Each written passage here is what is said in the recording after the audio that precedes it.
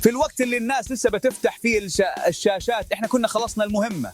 5% أرباح صافية في ساعة واحدة بس. ده مش كلام تسويق، دي لغة أرقام وتحليل زمني دقيق. البداية كانت مع سهم عتاقة، السهم تحرك بالملي زي ما توقعنا في عقل الاستثمار. اختراق حقيقي، سيولة دخلت في الوقت الصح، والنتيجة 5% صعود في جلسة واحدة. ومش بس عتاقة، سهم النصر المدني أكد لنا أن رؤيتنا للسوق هي اللي ماشية. حركة سريعة، استجابة قوية، و5% تانية انضمت للمحفظة في نفس اليوم. الفرق بين اللي بيكسب واللي بيتفرج هو التوقيت. احنا مش بندور على صدفة،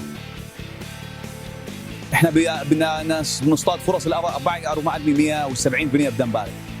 السوق مش محتاج حظ، محتاج عقل استثماري. لو تعبت من المراقبة وعايز تبدأ تنفيذ، مكانك في قناة الاستثماري على تليجرام، بننشر فيها نبض السوق لحظة بلحظة. وعشان الصفقات الكبيرة فيها أواسايس بشيرات في اللي بتوصل ل 70 ساعة سيسير فايد وسين شرب ساعة الرباح.